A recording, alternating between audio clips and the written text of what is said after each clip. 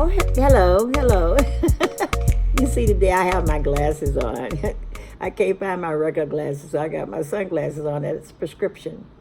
But anyway, this is a story from my creative writing class. It's about a preacher. It's about a preacher. Now, preachers are supposed to be honorable people that teaches you to live the way to make you honorable and trustworthy and good. But they want you to do what they say, not always how they live, and they should be models to how people are supposed to live. Some preachers are like pimps, as I see, because a lot of women in the church, they want to be on committees to raise money for the church, to help the church grow, which is good. But some of them are trying to please the minister so much that they go into debt being head of these committees and try to raise money for the church, trying to please the minister. Now, these ministers are not always honorable. I went on a bus ride one day. The minister was the driver, and behind him was his secretary and his lover. And across from that, by the door, it was his wife. Well, the bus was all abuzz because everybody knew what was going on. Now, the minister had told he was dating a really hot West Indian girl. She used to come and sit in the front row of the church, and she would stare the preacher down, and he couldn't take his eyes off of her. He couldn't even give a good service ministry without looking at her. And then finally he got to meet her and made himself acquainted, and he started dating her. But he told her, my wife and my 2 children are number one.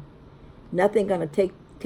We could have an affair, but nothing could take the place of them. They have to always be respected. After all, this is a church.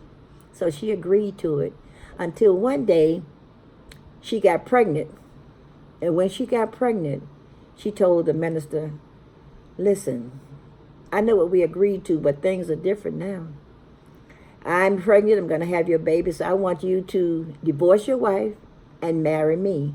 He said, no, I can't do that. I can't do that. You know what we agreed on. I can't do that, embarrass my family like that in front of the church, the congregation. She said, you better do it. She was persistent.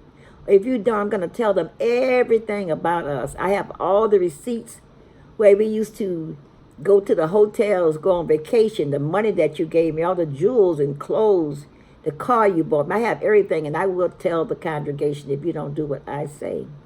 Well, this minister was so mad, he beat the heck out of this woman and had her hospitalized. Now, she's really mad. She's really mad because of the way he treated her. So she went and told the whole congregation. And when he came to church the next couple of weeks to preach the service, the church members, the deacons and everybody, they held hands together and made a circle around the church. And they wouldn't let him through. So he had to resign. Now, when he resigned, 25 women in the church who were big fundraisers, his staunch supporters, they quit too. And when he went to the new church, they followed him. So, that was, oh boy, this man, he could do no wrong. But, what could I say? People, sometimes the truth in every situation, sometimes the truth has to be revealed. So what did he say about this man? What kind of man is he?